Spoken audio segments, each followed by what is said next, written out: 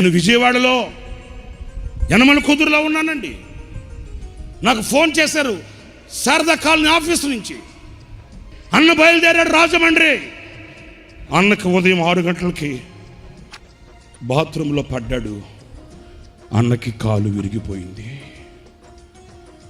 కానీ రాజమండ్రి వెళ్ళాలని డేట్ ఇచ్చాడు అన్న. ఆరోగ్యం బాగోలేదు, ఒళ్ళు క్షీణించిపోతుంది. అప్పటికే అన్న చాలా కరిగిపోయాడు. ఆ రోజు ఏం జరిగింది? ఉదయం బాత్రూంలో పడ్డాడు, కాలు విరిగింది. విరిగిన కాలు మడత పెట్టుకొని రాజమండ్రి వెళ్ళి విశ్లాన్ని పిలిచి, నీకు కార్డ్లెస్ మై కొనిపెట్టాను కదా, అది అప్పటికే విశ్లానికి ఫోన్ వెళ్ళింది. విశ్లాన్ని అన్నాడు, అన్నా కాలు విరిగిందంట కదా, ఎందుకు వచ్చారు మీరు, ఎట్లా భరించారన్నా?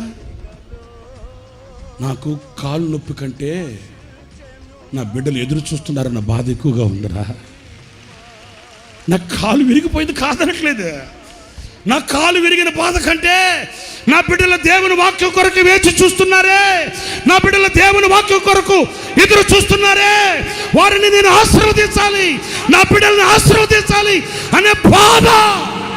నా ప్రియమైన సహోదరులారా, పని వాళ్ళు కావాలి. ఎలాంటి పని వాళ్ళు కావాలి?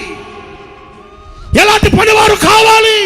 ఎలాంటి పనివారి మీద అభిషేకం కుమ్మరించబడుతుంది?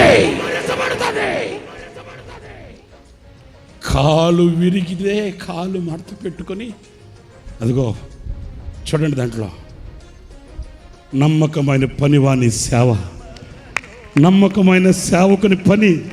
అదిగో చూడండి, ఆ ఎల్ఈడిలో చూడండి, కారులో కూర్చొని దేవుని మాటలు వినడానికి వచ్చిన ఆ ప్రజలను దీవించి ఆశీర్వదించి తన బిడ్డల్ని కనులారా చూసుకొనిన నమ్మకమైన పనివాడు, నమ్మకమైన పనివాడు. శరీరం కరిగిపోతున్నా, రక్తం ఆవిరైపోతున్నా, కంటి దృష్టి తగ్గిపోతున్నా, పని విడువని, కర్తవ్యం మరువని నమ్మకమైన పనివాడు.